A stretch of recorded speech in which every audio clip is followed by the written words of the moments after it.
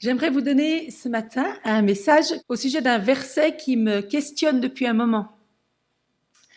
Mais avant de partager ce que Dieu a mis sur mon cœur et ce qu'il m'a fait travailler de manière très pratique, j'aimerais prier. Seigneur, je voudrais juste te dire merci. Merci pour ces chants qui nous ont permis de nous approcher de toi. Seigneur, c'est vers toi qu'on veut avoir les yeux tournés, on l'a chanté. Et c'est toi qui comptes ce matin, en fait. Quel que soit le canal, quel que soit le robinet, c'est l'eau qui coule. Et nous voulons vraiment que ce soit l'eau de ton esprit qui vienne nous abreuver, chacun de nous. Amen. Je suis désolée pour ma voix. Je travaille dans un bureau où il fait très chaud et il y a des ventilateurs. Et voilà, tant qu'il fera chaud, j'aurai cette voix-là, je crois. Donc, essayez de passer au-dessus de ça et veuillez m'excuser dès le départ. J'aimerais donc lire avec vous un passage un petit peu énigmatique de l'apôtre Paul. Vous avez vu mon titre, « Oser la pratique du miroir ». Je vais donc parler d'un verset très particulier qui est écrit par Paul à une église, l'église de Corinthe. C'est dans sa deuxième lettre, c'est un verset qu'on trouve dans 2 Corinthiens chapitre 3, on va le lire tout à l'heure. Paul est un théologien incroyable en fait. Paul est un enseignant hors pair, mais comme tous les théologiens, il fait des phrases très très longues. Alors je vais essayer d'en tirer quelques idées. La chose juste exceptionnelle avec Paul, c'est qu'il utilise des images tout le temps. Et nous allons parler ce matin donc de l'image du miroir qui va nous permettre d'essayer de comprendre un peu ce que Paul veut nous dire. Dans ce passage qui m'intéresse ce matin, Paul écrit aux chrétiens et il va parler de manière très concrète du témoignage que nous avons en tant que chrétiens. Et pour lui, ça c'était un petit peu avant le passage qui m'intéresse, pour lui nous sommes comme des lettres de Christ, des lettres écrites par Christ pour ceux qui ne vont pas lire ce texte biblique, pour ceux qui ne connaissent pas Christ. Vous voyez ? On est donc ce type de lettres pour être quelque part une version en chair et en os de ce texte biblique. Mais voilà, dit Paul, parce que Paul ne mâche pas ses mots, souvent ces lettres sont tachées. Elles sont difficilement déchiffrables, comme si, encore une image, nous avions sur le visage un voile. Et ce matin, si j'étais venue avec un voile, alors le voile qui voile vraiment mon visage, je pense que ça aurait été compliqué pour vous. Vous voyez les masques, on a déjà eu du mal à se comprendre. Alors un voile complet, effectivement, ça ne permet pas trop de déchiffrer tout ce qui est dit et de manière correcte Christ. D'où la proposition très ingénieuse de Paul, c'est de nous faire prendre conscience de ce miroir. Et comment prendre conscience d'un voile? C'est à travers un miroir. Et voilà ce qu'il dit, on va le lire ensemble, pour vous qui avez vos Bibles, sinon je l'ai affiché dans la version, je crois, du Summer, de Corinthiens 3, les versets 16 à 18. Lorsque Moïse se tournait vers le Seigneur, il ôtait le voile. Le Seigneur dont parle le texte, c'est l'Esprit. Et là où est l'Esprit du Seigneur, là règne la liberté.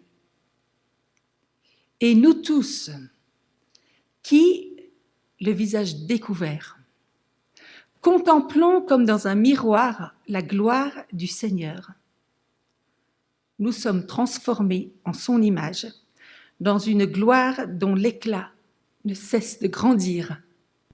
C'est là l'œuvre du Seigneur, c'est-à-dire de l'Esprit. Avez-vous des miroirs chez vous? J'imagine que oui. Êtes-vous du genre à ne pas sortir sans un petit coup d'œil devant le miroir, histoire de vérifier que vous n'avez pas un bout de feuille de salade entre les dents ou un épi digne d'Elvis Presley? Vous êtes probablement regardé dans le miroir ce matin.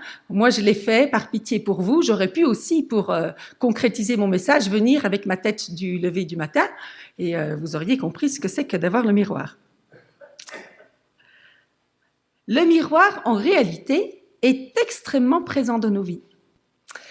Il y a même un stade du développement psychique de chacun de nous qui s'appelle le stade du miroir, qui concerne, alors ça, toutes les familles qui ont des petits entre 6 mois et 1 an connaissent ce stade du miroir.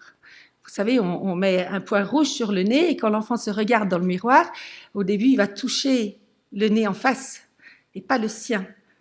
Le stade du miroir, c'est le stade de la découverte de « je ». Tiens, je suis. Je ne suis pas ma mère, je ne suis pas ceux qui m'entourent. C'est ce stade d'individuation, comme on l'appelle. Donc ce stade du miroir fait vraiment partie de nos vies, nous l'avons tous vécu, et j'espère qu'on l'a tous bien réalisé, parce que c'est important de savoir qui on est. Depuis une trentaine d'années, on parle également, et peut-être que vous en avez bien entendu parler, des neurones miroirs. Et 30 ans, c'est pas si vieux en fait. Et on s'est aperçu que dans notre cerveau, il y avait des neurones très spécifiques qui nous permettaient d'imiter les actions d'autrui, qui nous permettaient de déchiffrer les intentions de l'autre, même les émotions. Ces neurones miroirs vont être très utiles pour l'empathie, pour la sympathie. Vous vous rendez compte comme on est complexe. Cet être humain que certaines disent être tiré du hasard, franchement, on est vraiment créé de manière complexe. Les neurones miroirs nous permettent de vivre ensemble. Parce que quand je vois l'autre, et c'est ce que va faire un enfant, il va travailler par mimétisme, je vais avoir envie de reproduire la même chose. Quand je vais voir une émotion chez l'autre, je vais avoir envie d'avoir la même. Pleurez avec ceux qui pleurent, réjouissez-vous avec ceux qui se réjouissent. Il n'y a rien de nouveau en fait. Et nous, ça fait 30 ans seulement qu'on découvre ça. On peut aussi parler de l'effet miroir. Lorsqu'une personne en face de nous agit d'une certaine manière qui nous renvoie à notre propre réalité. Ça, c'est quelque chose que moi, je perçois énormément dans mon travail, puisque je travaille en EHPAD, en service Alzheimer. L'effet miroir est très violent. L'effet miroir fonctionne de manière positive ou négative, mais très souvent de manière négative, justement. C'est-à-dire que l'autre me renvoie qui je suis et la part de moi que je n'aime pas. Et il est bien là le problème. Quand je me regarde dans le miroir, je suis très rarement satisfaite. Sauf que le miroir n'est pas le problème. Le problème, c'est moi. Le miroir, en réalité, c'est la solution. La solution pour que je ne sorte pas avec ma feuille de salade entre les dents. Pour que je ne sorte pas avec mon épi sur la tête, voilà. Alors ça, ce sont des petits exemples qui, au pire, nous apporteront un grand moment de solitude, en feront rire certains, mais il n'y a rien de grave. Par contre, le manque d'amour que je reflète parfois, l'incapacité à pardonner, l'égocentrisme dont je fais trop souvent preuve, eux ne sont pas risibles. Ils sont comme des voiles qui empêchent le monde de voir le Dieu de grâce dont nous parlons. Parce que oui, nous avons été créés à l'image de Dieu pour être ses reflets, pour être ses représentants, pour être ses ambassadeurs, pour être ses lettres, pour être son parfum de bonne odeur. Utilisez l'image que vous voulez. Il y en a énormément dans la Bible. Mais est-ce que nous réalisons l'immense confiance que Dieu nous fait de nous envoyer le refléter? Une immense confiance et puis une immense responsabilité qui en découle, parce que nous devons accepter de faire face au miroir pour nous laisser transformer à son image. C'est ça, ôter le voile, et ça c'est notre job, de nous laisser transformer. Osons la pratique du miroir. C'est le conseil de Paul. Des fois, on ne se regarde pas dans le miroir parce qu'on n'a pas envie de voir à quoi ça ressemble. Mais ça, c'est la politique de l'autruche. Et Paul nous invite vraiment à oser le miroir pour voir le voile, le mien. Chacun de nous, on en a un peu particulier. Nous tous qui, le visage découvert, contemplons comme dans un miroir la gloire du Seigneur, nous sommes transformés. Il est là le mot important. Nous sommes transformés en son image, dans une gloire dont l'éclat ne cesse de grandir. Transformés par la pratique du miroir. En termes théologiens, on dirait, ou en termes de doctrine, on parlerait de sanctification. Progresser spirituellement, être plus mature, passer du stade de l'enfant au stade adulte, bref, grandir. Et grandir fait partie de la vie. Heureusement que nous ne restons pas toute notre vie à essayer de voir si c'est mon nez ou pas le mien. La sanctification, c'est aussi grandir spirituellement. Et c'est pas destiné à certains, parce que grandir, c'est le travail de tous. Alors je vous pose cette question que je me pose aussi, bien évidemment. Qu'est-ce que Dieu est en train de travailler en toi? Je vais me permettre d'utiliser le tu, j'espère que ça ne vous choque pas. Qu'est-ce qu'il cherche à transformer en ce moment en toi, en moi, pour que tu progresses? Qu'est-ce que Dieu cherche à transformer en moi pour que je progresse? Pour que le voile disparaisse peu à peu, pour que la lettre devienne plus lisible, comme un éclat qui ne cesse de grandir. Vous avez déjà vu à des inaugurations, quand il y a des fois une statue ou une peinture ou une sculpture ou autre, elle est couverte par un drap et tout le monde attend que le drap s'enlève pour voir apparaître l'image, l'œuvre en entier. Je crois que c'est un peu ça que Dieu veut faire avec nous. Alors gardez cette question dans un coin de votre tête. On va essayer à la fin de ce culte d'y esquisser une sorte de réponse, chacun de nous. Qu'est-ce que Dieu cherche à transformer en toi en ce moment? Mais je voudrais vous proposer de voir comment fonctionne ce miroir dont Paul parle.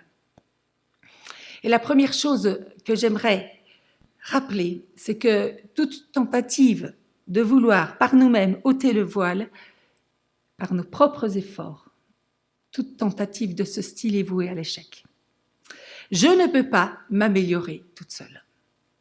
C'est ce que Paul essaye de dire, c'est ce qu'il a dit quelques versets plus tôt, je vous lis le verset 14, c'est dans l'union avec le Christ qu'il est ôté, le voile.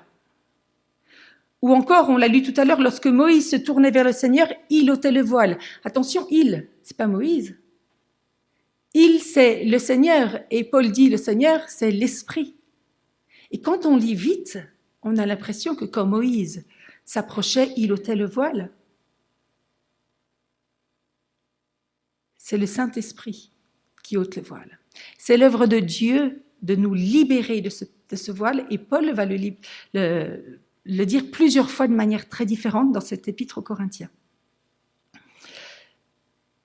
Je ne peux pas, par moi-même, me transformer.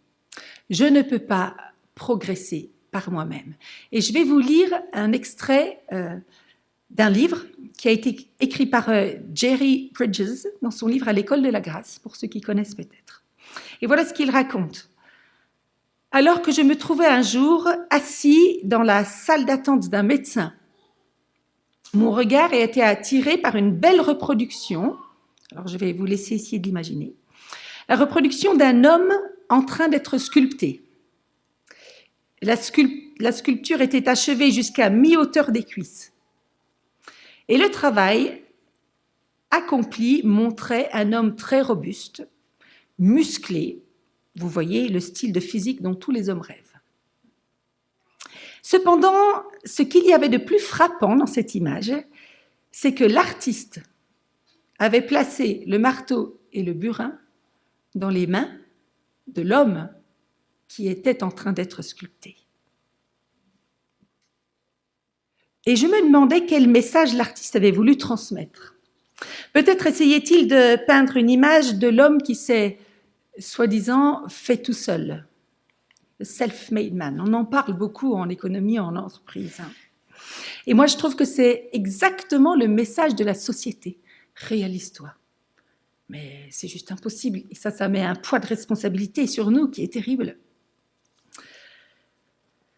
Toutefois, en étudiant d'un peu plus près la peinture, ça c'est l'auteur qui continue, j'ai été subjuguée de constater à quel point l'auteur avait bien représenté la manière dont de nombreux chrétiens tentent de vivre la vie chrétienne. Nous essayons de nous changer. Nous prenons dans nos propres mains ce que nous croyons être les outils d'une transformation spirituelle et nous tentons de nous sculpter en de robustes spécimens, semblables au Christ. Or, et je finis là la citation, la transformation spirituelle est essentiellement l'œuvre du Saint-Esprit. C'est lui, le maître sculpteur. Vouloir ôter le voile par nous-mêmes, c'est pratiquer l'autosculpture. Or, l'autosculpture est un art dangereux, parce qu'il revient à nous transformer à notre propre image, c'est-à-dire enlever ce qu'on n'aime pas et garder le reste. Et parfois, on y met tellement d'efforts dans l'autosculpture, vraiment, sincèrement. Et alors, quand les résultats ne sont pas là, on est juste tellement déçus. Et on a des phrases, vous savez, de ce genre, « Mais Seigneur, qu'est-ce que tu fais avec tous les efforts que je fais ?» En fait, c'est une mauvaise compréhension des intentions de Dieu pour nos vies. Parce que l'autosculpture a quelque chose à voir avec la théologie du mérite. Or, on l'a dit tout à l'heure, on l'a chanté, on l'a prié. Nous sommes sous la grâce. Et la théologie du mérite n'est pas biblique. S'autosculpter, c'est rechercher sa propre gloire, pas la gloire de Dieu. C'est se regarder dans le miroir comme Narcisse, pour ceux qui connaissent. C'est pratiquer le bodybuilding spirituel.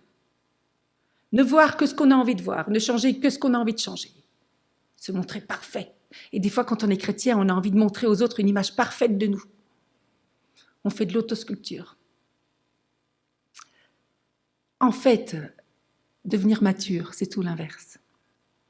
Devenir mature, c'est laisser Dieu sculpter ma vie comme il en décide. Devenir mature, c'est laisser Dieu faire les changements que lui a décidés. C'est accepter, et ça va être le chapitre 4 de Paul, et moi je vous invite vraiment à lire cette lettre, elle est juste incroyable.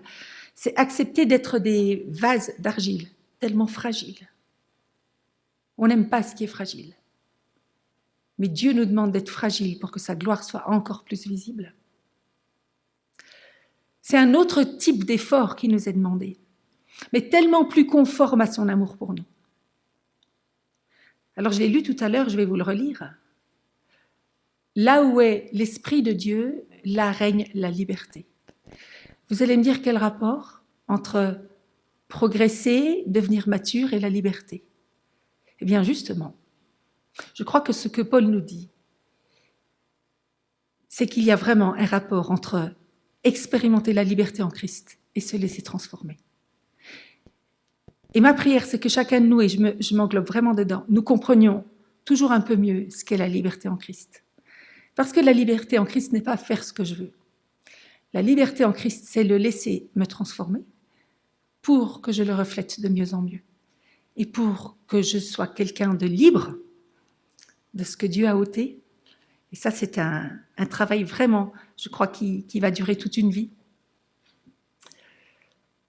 D'ailleurs, en parlant d'autosculpture, qui est un peu un art qu'on maîtrise parfois, il y a un autre écueil qui nous guette facilement, je voudrais juste le citer là, c'est celui de prendre le burin et le marteau et puis de sculpter l'autre. Vous savez, celui qui est à côté de nous, parce qu'il n'est pas tout à fait conforme à ce qu'on aimerait. Alors on se dit, tiens, non, c'est ça que le Seigneur veut pour toi. Et on taille. Dans le langage courant, quand on taille quelqu'un, ça blesse. Et on blesse. Quand on veut sculpter l'autre, on blesse, parce que le maître sculpteur, c'est Dieu. Et que le Seigneur nous aide vraiment ce matin à laisser le burin et le marteau dans les mains de Dieu, et pas dans les nôtres, parce qu'on ne va pas forcément tailler là où il faut.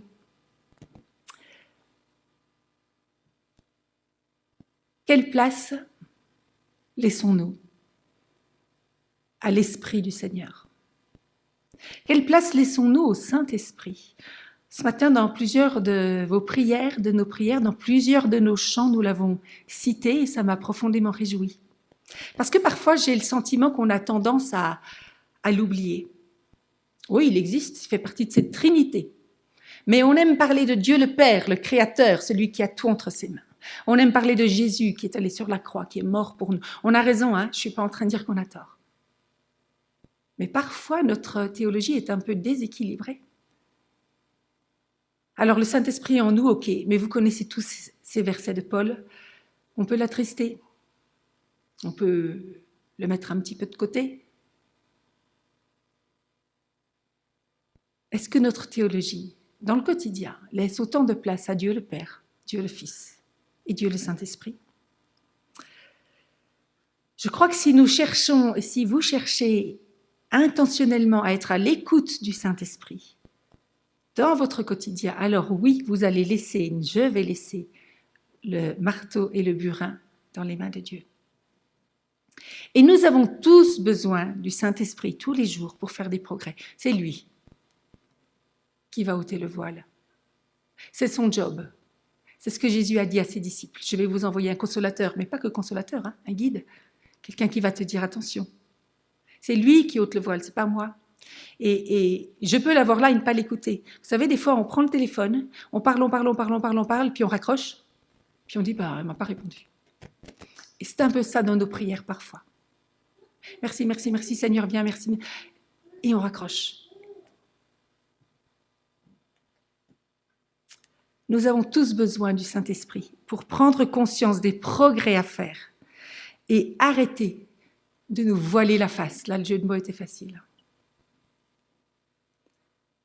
Devenir mature relève de l'action du Saint-Esprit. Mais quand j'ai dit ça, je n'ai pas tout dit. Parce qu'en aucun cas, cela signifie que je n'ai rien à faire. Quand mon fils était petit, qui devait avoir 6 ans, nos voisins sont turcs et on est très amis. Et Yacine venait manger chez nous, vice-versa. Pierre préférait aller manger chez Yacine parce qu'il aime beaucoup les repas turcs. Donc Yacine venait manger chez nous régulièrement. Et on priait avant de manger et Yacine avait dit une fois, moi aussi je veux prier. Donc on avait laissé prier Yacine et qui avait dit à Pierre, nous on doit prier 5 fois dans la journée. Et Pierre lui a dit, ah bon? Et 6 ans, je vous redis l'âge quand même. Ah bon, tu dois prier 5 fois. Et Yacine lui dit ce qu'il doit faire. Et Pierre lui dit, avec toute sa spontanéité, dis donc, t'as pas de bol, parce que nous, tout est gratuit. Ça, c'était dit. Mais vous voyez ce que j'essaye de vous dire, c'est que c'est pas parce que Dieu fait sa part que nous n'avons pas de part à faire. Nous n'avons pas à rester passifs dans le domaine de la croissance spirituelle.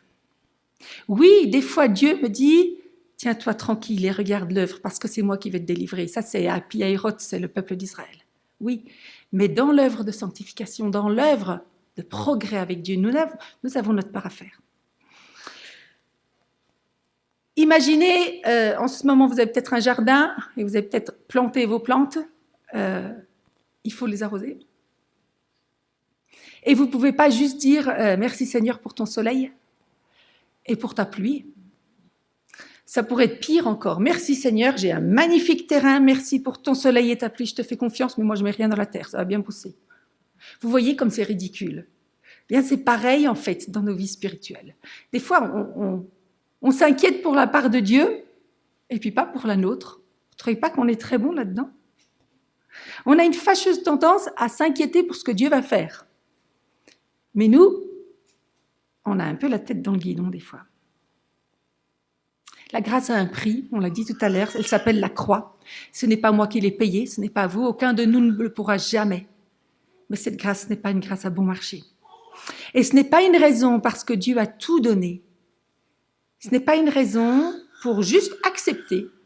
Oui, c'est vrai que c'est essentiel, mais des fois on s'arrête à ça. Et ce n'est pas une raison pour juste accepter qu'il soit mort pour moi et ne rien faire en retour pour lui offrir notre reconnaissance. Ne rien chercher à vivre, ne rien chercher à expérimenter, ne rien chercher à refléter. Imaginez, alors je ne sais pas s'il y a beaucoup d'amateurs d'Europa Park ici, vos petits-enfants peut-être.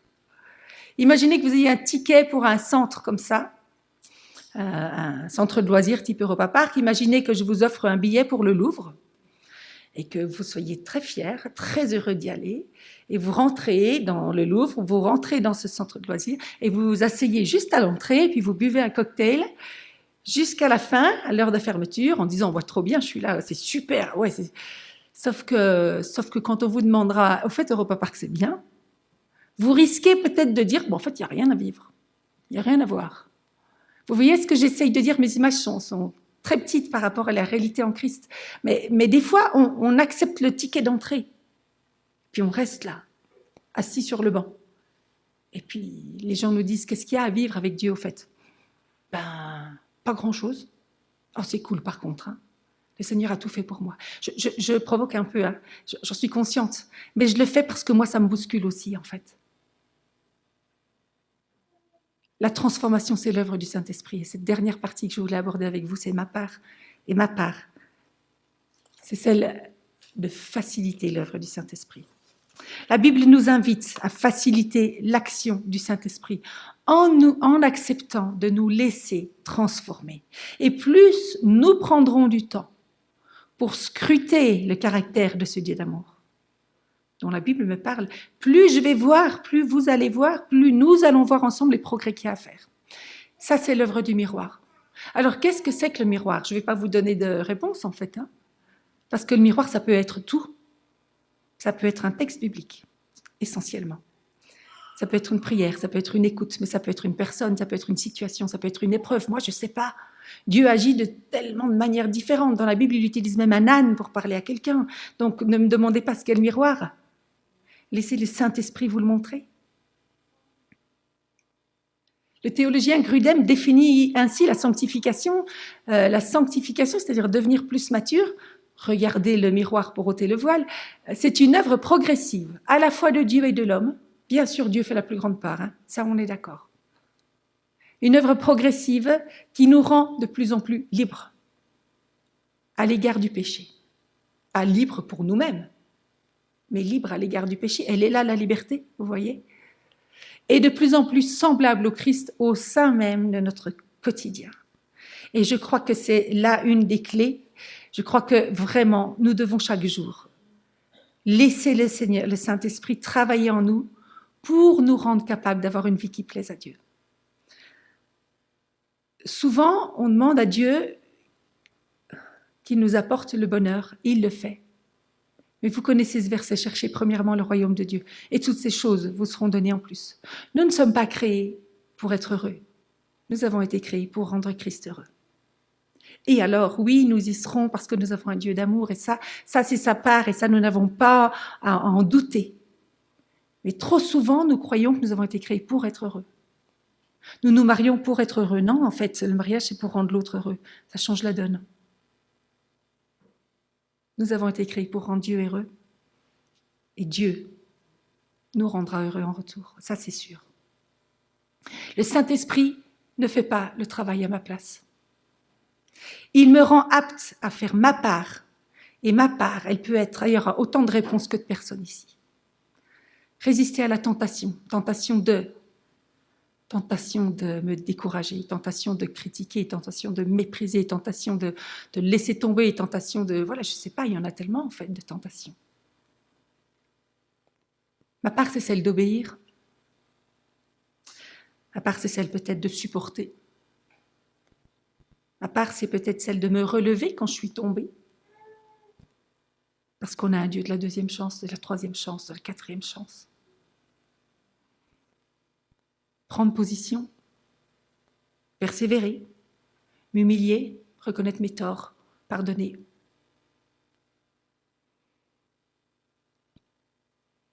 Quelle est ma part? Qu'est-ce que Dieu veut transformer en moi aujourd'hui? Alors oui, il y a aussi les épreuves de la vie. Ça aussi, ça nous transforme. Je crois que c'est un auteur qui le dit et c'est pas moi. La croissance de la foi peut rarement faire l'impasse sur les difficultés de la vie. Elle fait rarement l'impasse sur les plaies et les blessures. Et là aussi, Dieu veut transformer des choses. Peut-être notre confiance malgré tout. Je crois en toi malgré. Viens au secours de mon incrédulité. Ça aussi, c'est devenir mature. Danny Amo a écrit un livre qui s'appelle « La maturité spirituelle ». Et pour lui, devenir mature, c'est la dernière citation que je vais utiliser, c'est être dépouillé de tous les enfantillages qui nous empêchent de devenir adultes, humainement et spirituellement parlant. Et moi, j'aime bien ces deux mots ensemble. Devenir mature dans notre spiritualité, mais aussi dans notre humanité. Devenir mature relationnellement. Devenir mature émotionnellement. Des fois, on est des big boss en spiritualité, mais alors très nuls en tant qu'humains. Dieu s'est incarné. Donc les deux sont importants. Il y a des livres particulièrement bienfaisants dans ce thème, qui sont des livres de Peter Scazzero, si vous connaissez, dont un qui s'appelle Les chemins vers une spiritualité émotionnellement saine. Et je vous le conseille vivement. Dany Hameau donne de nombreux exemples d'enfantillage. Et vous allez voir qu'ils sont faciles à transposer, autant du côté humain que du côté spirituel, c'est-à-dire d'avoir une deuxième lecture, en fait. Voilà ce qu'il dit. L'enfant, il va parler un petit peu de l'enfant. L'enfant se dispute facilement. Il est souvent centré sur lui-même. Il ne donne pas toujours naturellement. C'est un apprentissage. Il peut être impatient. Tout de suite, moi je veux ça. Il est parfois jaloux. Il va piquer le jeu de l'autre. Si vous avez des enfants ou des petits-enfants, ça vous parle, ça c'est sûr. Il peut être grincheux. Il lui arrive de bouder, d'être rancunier, de pleurnicher pour peu de choses. Il ne connaît pas toujours ses limites. Il a une nourriture limitée, sélective. Mais nous, on est comme ça des fois au niveau spirituel. On lit que certains passages dans la Bible, c'est ceux qui nous font du bien. On chante que certains chants, c'est ceux qui nous font du bien. Une nourriture sélective. Seigneur, montre-moi mes enfantillages, tout en m'aidant à garder un cœur d'enfant. Parce que l'enfant, sa force première, c'est de faire confiance à son père. Mon père, c'est le plus fort, c'est lui qui va venir à la récré.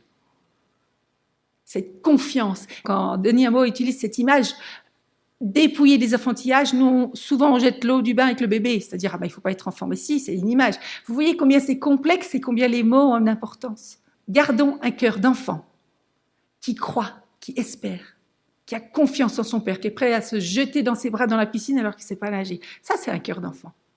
Mais arrêtons de bouder et d'avoir toujours raison. Ça, c'est un enfantillage. Et c'est là que Dieu me demande d'être mature. Non pas d'avoir un cœur de pierre, non pas d'avoir un cœur d'adulte qui ne fait plus confiance, parce que malheureusement, on va là-dedans, nous, des fois. Mais de faire attention à nos enfantillages. Seigneur, aide-moi à identifier les écarts entre d'un côté mon schéma de pensée et d'un côté ta vision des choses. Seigneur, montre-moi à quoi ressemble mon voile. C'est ce que Dieu est en train de transformer en ce moment, moi aussi. Dans quel domaine Dieu est-il en train de vous faire un petit signe? Peut-être des fois depuis longtemps. En train de vous dire, hey, tu as une feuille de salade là, entre les dents depuis quelques semaines. Dans quel domaine Dieu aimerait vous voir devenir mature? Moi, je connais le mien, j'y œuvre.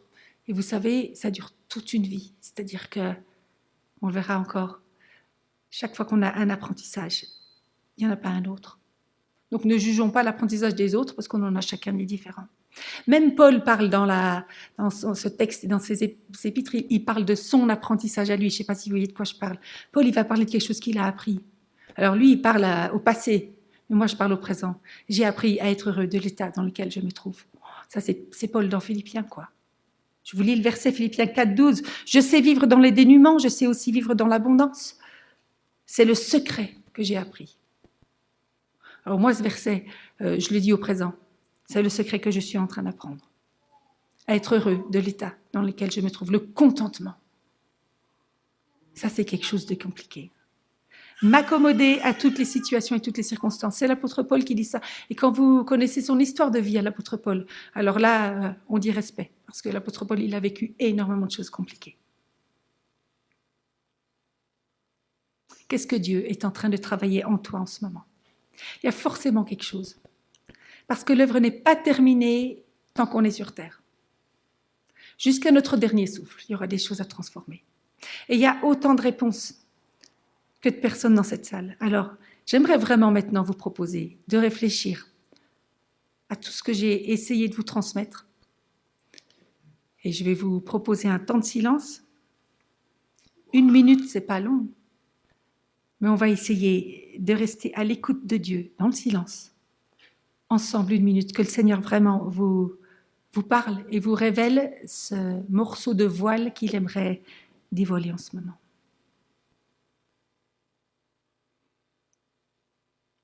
Je vous invite vraiment à oser cette semaine, les semaines qui viennent, à oser cette pratique du miroir. C'est vraiment ce que j'avais envie de partager avec vous ce matin. Vous savez, ce mot « transformer », qui était dans ce verset de 2 Corinthiens 3, ce mot « transformer », il est extrêmement fort. Étymologiquement, il parle de métamorphose. Et la métamorphose, c'est du genre qui est visible, vous voyez, c'est du genre le cocon, la chenille et le papillon. Est-ce qu'autour de vous, les gens disent « Tiens, il y a des choses qui ont changé en toi ». Ça, c'est un bon indicateur du travail que l'Esprit opère avec notre coopération. C'est lorsque, au bout d'un moment, les gens disent bah, « J'ai l'impression que tu t'énerves moins » ou « Je te trouve plus conciliant ». J'ai l'impression que c'est un bon indicateur. Le contraire aussi est un bon indicateur. C'est qu'il y a encore des choses à bosser. Dieu n'en a pas terminé avec moi, il n'en a pas terminé avec vous. Et ce qui est réconfortant avec Dieu, c'est qu'il fait les choses à notre vitesse, à notre chemin. Parfois, il nous bouscule un peu, c'est vrai, à travers certaines épreuves, à travers des grosses épreuves. Mais ce n'était pas le thème de mon message ce matin. En tout cas, et je vais finir avec cette idée parce qu'elle est quand même essentielle, c'est que Dieu ne nous demande pas d'être parfait et que Dieu ne nous demande pas de progresser partout en même temps. Un enfant, il commence à marcher, il met toute son énergie là-dedans et après il parle. Certains parlent avant de marcher parce que vous voyez, le cerveau ne peut pas tout faire en même temps. Donc un enfant, il marche, ensuite il parle, il apprend à faire des phrases, il apprend à raisonner. C'est pareil avec Dieu. Il ne va pas tout nous demander en même temps. Et si Dieu est en train de travailler en moi aujourd'hui le contentement, eh ben peut-être que plus tard, il me demandait de travailler le pardon. Et peut-être encore un peu plus tard, il va peut-être me demander de travailler l'obéissance. Et peut-être que chez vous, chez mes frères et sœurs, il va travailler autre chose. Ça ne veut pas dire qu'il ne travaille pas, parce que souvent, on a tendance à dire, oh, dis donc, moi, le Seigneur m'a mis à cœur de vraiment être plus joyeux, mais les autres, ils ne sont pas. Voilà, peut-être qu'il travaille juste autre chose en ce moment, en fait. Donc, soyons vraiment indulgents et rappelons-nous ça. Dieu nous demande une chose à la fois. Alors, je voudrais vous proposer de chanter ce chant, si le groupe de louanges peut me rejoindre. Je ne sais pas si vous le connaissiez. Nous tous qui reflétons, en fait, c'est ce verset-là qu'on va chanter.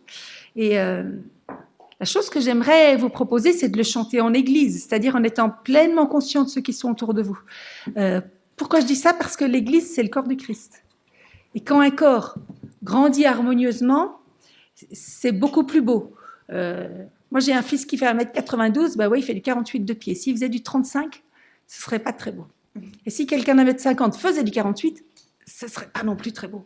Alors, je crois que Dieu nous invite, c'est moi ce que j'ai proposé à notre église de la Prairie, de chercher sa face pour grandir harmonieusement en église et qu'il vous montre en tant qu'église de Popin ce qu'il veut transformer ensemble avec vos frères et sœurs pour que vous soyez encore plus lisibles auprès de ceux qui vous entourent. Amen.